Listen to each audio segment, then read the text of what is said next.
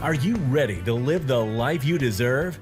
Do you want to feel vibrantly healthy and reach your optimal weight without dieting while being kind to animals and the planet? Then you're in the right place at the right time. Welcome to Plant-Based Eating for Health with your host, certified plant-based nutritionist, Kathleen Gage. Well, I have to say, every so often you meet somebody that you say, I want to know that person. And you meet them online and you see what they're doing and they're an influencer. And my guest today is just that person. I actually, when I went plant-based initially, and then I became a vegan because it didn't take long for me to realize I am a vegan. I came across Stephanie Redcross West and all her material. And I was like, this woman is a rock star and she's been doing this for a long time. And when I thought about people I wanted to bring into my community and introduce to you, she is definitely one of those people. So with that, I want to say welcome, Stephanie. Great to have you here. Thank you for having me. I'm really excited about this opportunity for us to chit chat. Oh, me too. And you are the founder and owner of Vegan Mainstream, and you've been around with that company for 11 years, or is it 12? It's about 11 years. We're ticking up the numbers soon, but it's been about 11 years. Okay. And as the years go by, all you can say is I'm getting older. So there you go. My business, I've had 27 years, and I have to tell you, 27, how did that happen? But with Vegan Mainstream, what made you decide to start a company that had the word vegan in it so many years ago when it definitely wasn't popular back then? Yeah, I think it was more kind of a personal look at kind of what I wanted to do with my career. When I was making some transitions, I was in corporate America, loved corporate America. I love marketing. I mean, I really love structure and I love the idea of strategic planning and all the things I've learned there. But what I was thinking about is, I had been vegan for a while and my thought was, is there a way I can bring my professionalism into my vegan passion? That was really the key question that I was trying to answer. And for me, I hadn't seen a lot of people do it, especially outside of the food industry. I've seen people start restaurants, you see people create food or cookbooks and so forth, but I wasn't sure if it was possible to take a skill like marketing, business development, and would there be a need in the vegan world? I shouldn't say would there be a need. I knew there'd be a need, but it's a question of the timing when you're starting a business. It's a question of, is the market ready when you're starting a business? And my thought was, why don't I give it a try? Because it's something I believe in, something I believe I had the skills for, and see if I could start helping businesses. Well, it's interesting because nowadays we have things like Clubhouse, we have Twitter, we have LinkedIn, we have Facebook, we have all the social media platforms we could want or need. And yet back 11 years ago, we didn't have what we have today. How did you find people that you could work with that were vegan companies? And what was your messaging to get them to realize, yes, in fact, you do need a marketing expert who is a vegan to align with your vegan values? Yeah, I think, and similar to what I even teach people even today, is I started local. I started with the vegan businesses that I knew, the ones that I went to all the time, ones that I was I was a customer. And I said, hey, this is what I do for a living. I think I can help you with this. Now, I didn't just talk generically, and I teach people about your pitch and talking about your business. I would do my research. I looked online and saw what they did as far as their type of marketing, looked at their website, and I would go in and talk about kind of what I could help them achieve and what kind of result I could get them. And back then, that wasn't always the way that people did marketing, but from, I guess, my corporate training, we were always so result oriented that's what I would do. And in the beginning stages, it was more of a conversation more than anything. I didn't really necessarily have a marketing flow, automation. And like you said, a lot of the social media platforms just were not that strong.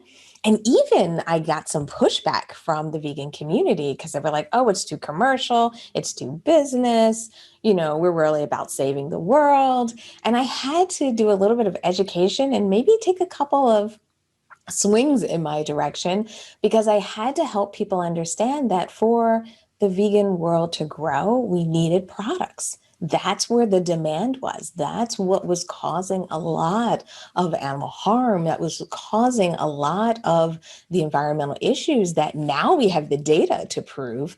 But we knew back then that these were the sources of those challenges. So if we started businesses, if we started to change the market, if we started to change the demand, in my world, in my mind, it was like we could have a vegan mainstream. So it was kind of like my little dream in my world. I definitely didn't realize it would grow to be what it is today and how much change has happened, even in the last 5 years. But it was really about me starting with people that I knew, starting with businesses that I had interacted with, even online businesses, and just finding one or two things that I think that I could help them with. Well, speaking of help them with, I know that, one of the things you said is there was the issue of, we don't want to be too commercial. And yet, in order to save the world, you need money. You really do. You need money Yeah. in order to get your message out. And I was thinking about something I read that Joaquin Phoenix, when he did one of his documentaries, they did a crowdfunding because they needed the money. And I mean, he's a superstar, and he probably could have funded it himself, which I know he did put some of his own money into it, but it was bringing the collaborative essence to the whole experience. With businesses within the vegan market, a lot is growing right now. The pandemic had a lot to do with it. I think we've gotten more visibility and we've shined a light on it. What do you see as the top three things that a vegan business needs to be doing that maybe they're not doing, and if they did it, it would give them the visibility to increase their revenues and their profit margins and their visibility?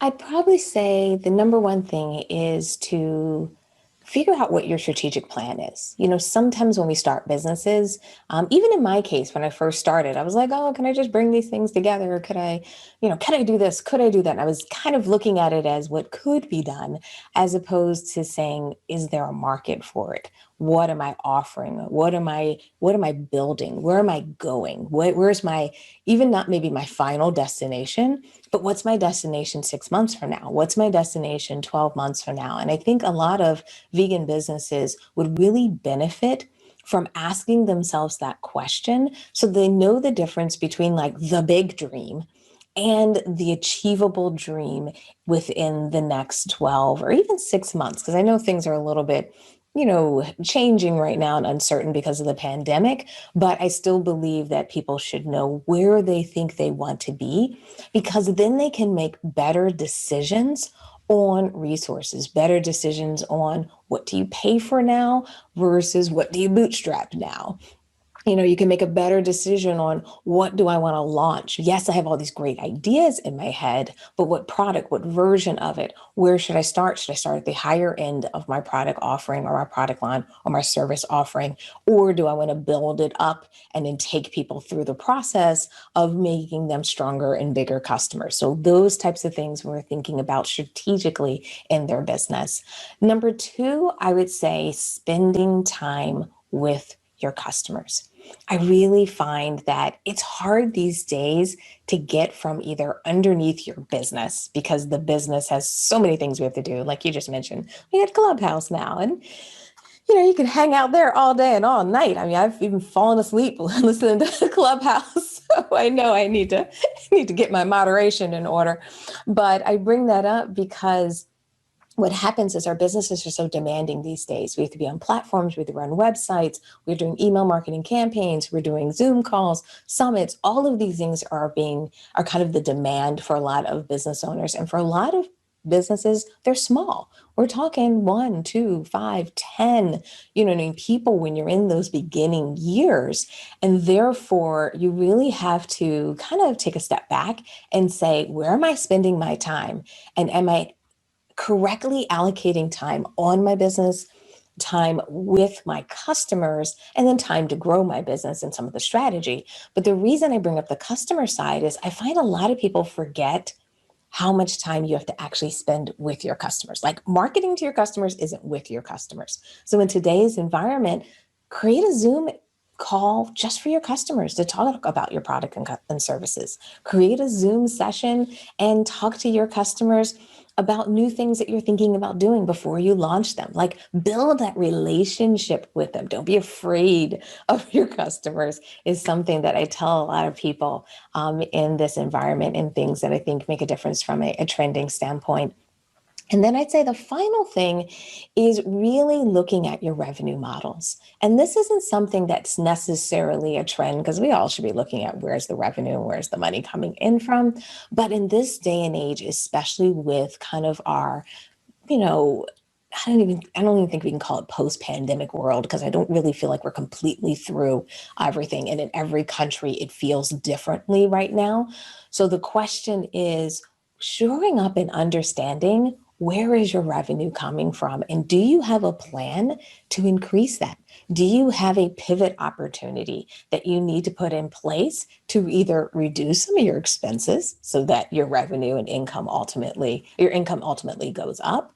Or do we need to relook at your business to make your business a little bit more stable? Because I think it's great when you hear like these like awesome stories about businesses that like, grow, in all these ways. They grow really fast, but that growing pain can be painful for businesses too. Some businesses don't last because they grew too fast. And I really feel like it's so important that we all get a handle on, what are our sources of revenue? Do we need to make changes? Do we need to discontinue things or put pet projects on hold?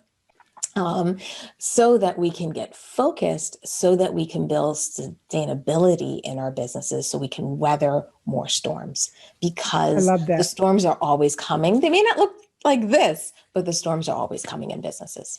I love that, because I know myself, I've been in business 27 years. And when the pandemic hit, it literally decimated my business. I mean, it was like, oh my gosh, what happened? I'm a keynote speaker, and about 80% of my revenue literally overnight dropped off the face of the earth.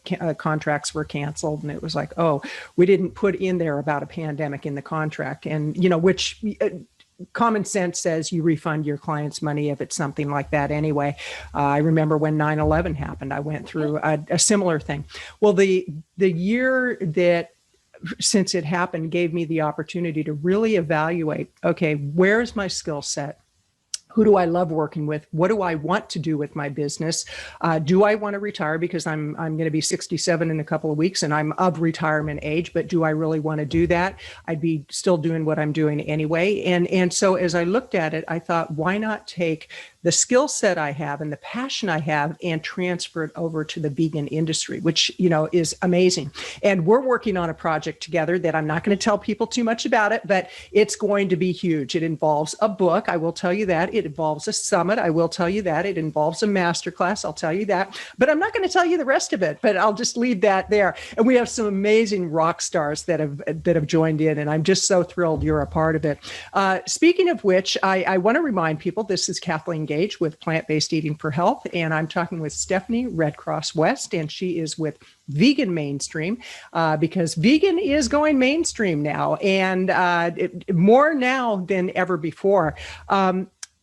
What are some of you, if you had to strip everything away and you had to only do one or two things in your business, what are your greatest passions in business? What do you most like to do? I'm really big on planning, but not so much just like planning, but like the structure around things. When I tell people about this, people kind of sometimes scratch their heads. But what I like to do is I like to take something that sounds like a problem, a challenge, that sounds like it doesn't work. And I like to take a step back and be able to say, what are solutions to help us through that problem? What do solutions look like? And then what kind of structure do you need in place to see your way through that challenge or through that issue? Sometimes it's real tactical and very small. It's someone who's taking their business, like in the pandemic. I've been doing classes in person, or I've been doing events in person, or I've been a speaker and I've done that all in person. Now I have to go online. How do I do it? And I love being able to sit down and almost problem solve a little bit, but not just problem solve of like, hey, here's a cool idea, but problem solve from the standpoint of what structure do you need in place to make it actually work? Whether it's software, whether it's tools, whether it's support that you need, maybe an individual that someone needs to bring into their team, but really making sure that people don't feel like they can't move forward in their business because they, made a right turn and didn't realize they drove down what they looks like a dead end street. Being able to help them either find another lane or another way, or to make a little U-turn in gracefully so that they can get back on the right track is really something that I love doing.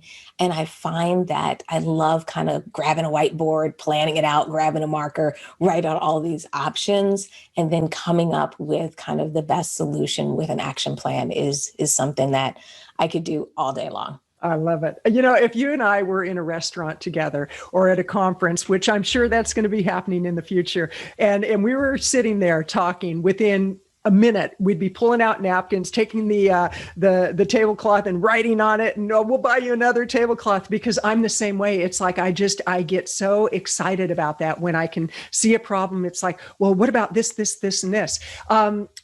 When you think of your sweet spot client, describe to us who would be an ideal client for you.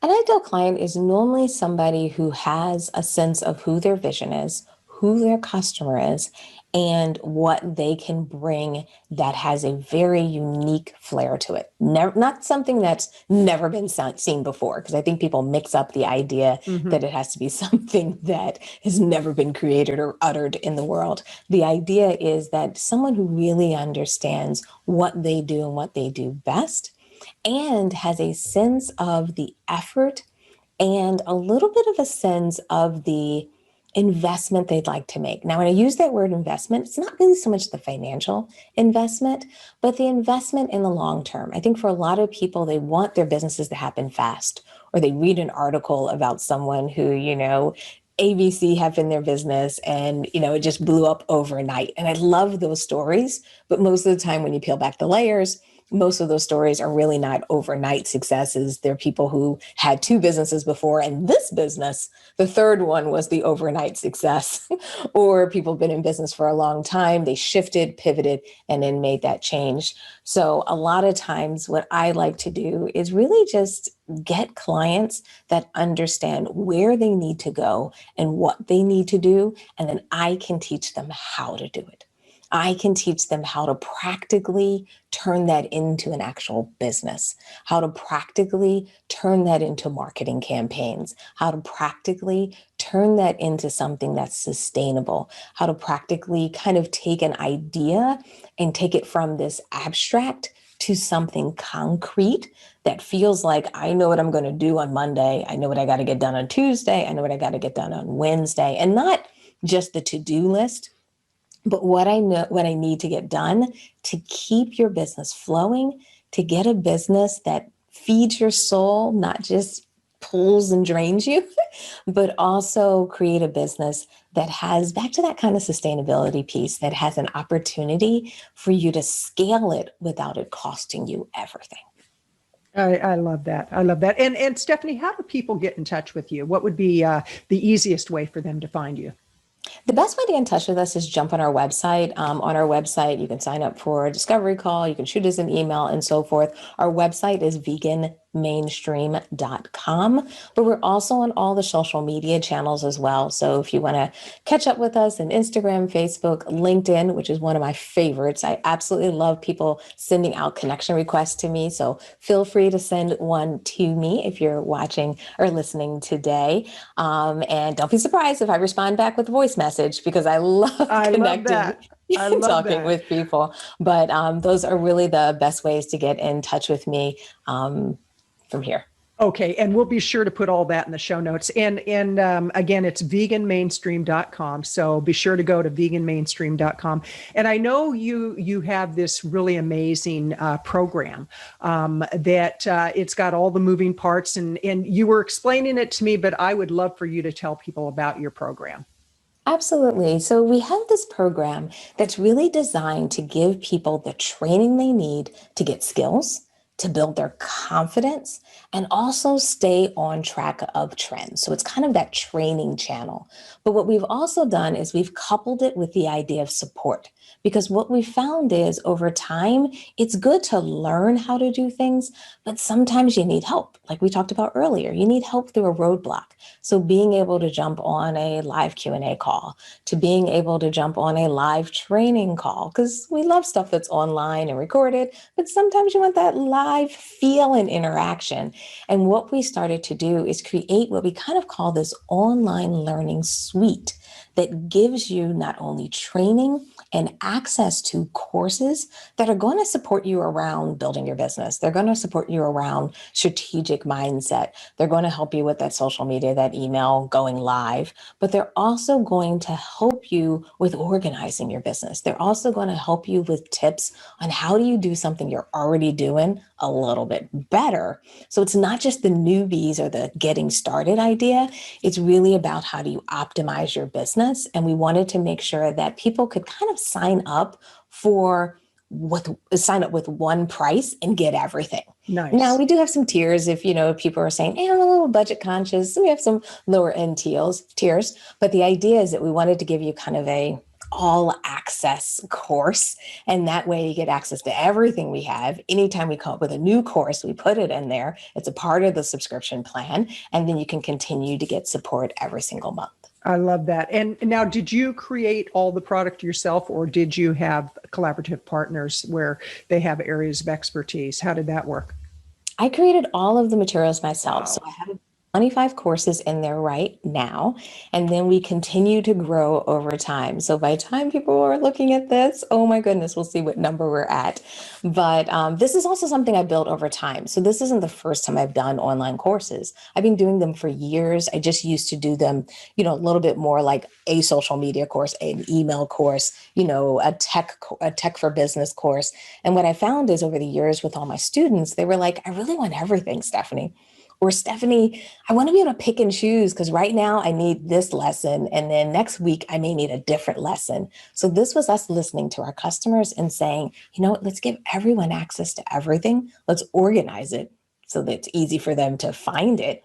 And then let's give them that support. So it's been a really great way of me building the content and putting it out there and, adding videos and everything. But it's definitely been a labor of love because it does take a lot to create that many courses. Well, it's amazing because I look at when I do like a 2-minute video and it's 2 minutes when it goes up, but I could have put an hour or two into shooting it, editing it, making sure that it because I come up with a thought. It's like, oh, I did one on Clubhouse recently of like a tip when you meet somebody on Clubhouse, immediately DM them on Instagram, but let them know what room you met them in rather than saying, it was great hearing you on Clubhouse. It's like, who are you? What room were you in? Things of that nature. Speaking of Clubhouse, and you mentioned LinkedIn, that you really like LinkedIn. What would you say with the different platforms is the one that most vegan businesses should be on, or is there one? Does it depend on the type of business? I really think it depends on the type of business. And I also think it depends on your purpose because you can use social media and many of these platforms for different reasons. And depending on what your strategy is right now, like if you have a large customer base and you're trying to provide more support, if you're trying to provide more updates, if you're trying to really maybe drive repeat customers, you may be using something like Facebook groups. You may be using that because you have a large base. But if you're trying to reach new customers, if you're trying to show people your expertise, maybe you're a coach and you're trying to help people kind of see what you do best, Clubhouse may work great because it creates a great environment for you to not only kind of showcase what you do, but interact with people, bring people on stage and talk about different topics. And it may help you kind of build collaboration opportunities. So I really think it's more of a strategic play, but I definitely think it's fun to get on some of these newer platforms like Clubhouse because, it's a little bit of a more free-flowing environment. You know, it's an environment where people are still learning, people are still figuring it out. It's an environment where people, you know, it's not as dated as other platforms where it feels like this piece is saturated or there's so much of this or that. And then also I think Clubhouse, and which is really exciting about it, is they tend to come out with a lot of new features. And platforms that are coming out with new features are showing how much they're investing in their community. And therefore, when you're in those environments, I find that sometimes it can be a little bit of fun, as opposed to sometimes the work we have to do in social media can feel like a lot of work. Absolutely. You know, and I have to say, when Clubhouse first came along and everybody was talking about it, I avoided it like the plague because I thought, not another social media platform. And finally, I decided, okay, I'll do my research. And I have a client that within a week, she made $7,000. And I'm like, okay, maybe there's something to this. And so I did my research, went in, and I absolutely love it. But there's a strategy behind it. It's not just a matter of going in. It's like any platform. And I want to take a step back, Stephanie, on your reason for being vegan. When you became vegan, what was the reason for it? Was it health? Was it the animals? Was it the environment? Was it all of the above? And what keeps you there? I would say what got me started was more on the health side. I had a little bit of a health crisis when I was younger, a senior in college. I got sick. I was in a hospital, an emergency room, all that jazz. And then once we kind of unpacked it, we found that I'd gotten sick from food I'd been eating. And that was a little bit of my wake up call. It was a little bit of kind of a realization that, you know, what travels through food, how food can impact you. And especially at that age, you know, you're really not, at least I wasn't as connected to what I eat and the impact it can have. And having that kind of eye opener made me, I guess, ask questions more. And that made me say, well, you know what, I'm going to take some of these things out of my diet that carry a lot of challenges, that create a lot of health issues, that create a lot of allergies and allergic reactions and all of these things. And I started to strip that back. I started hanging out with vegan and vegetarian communities. I started hanging out with people who were making these changes. And as I started to get educated and learn, is I started to learn really about the animal suffering. And I would really say that is the key that got me to truly not only embrace veganism, but that's what makes me stay vegan, is because understanding that the choices that we make, the impact that it has on animals, to me, is not a choice I want to continue to harm. That is really something that I can control. I can decide every single day. And to me, that's something that I really want to say no to. So therefore, it keeps me vegan. But over the years, I've also got educated about the environment. And I think what's really amazing about becoming vegan is how much of a journey it is. I think a lot of times people think that we just kind of, you know, put a flag in the sand and say, I'm here, I've arrived. But, you know, when I first was vegan, I didn't realize how much I needed to change my hair products, how I had to look at my shampoos, my skincare, and so forth.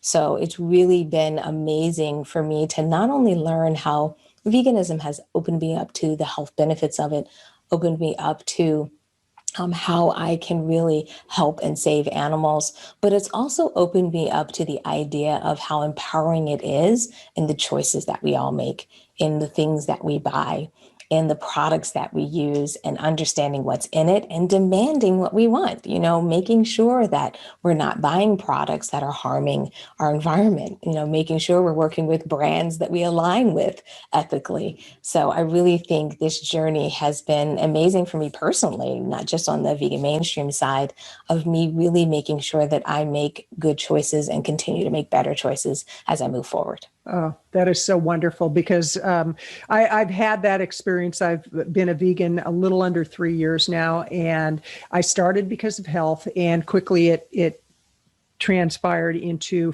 for the animals. And what's amazing is I've been rescuing animals for years, and I've worked within the pet industry.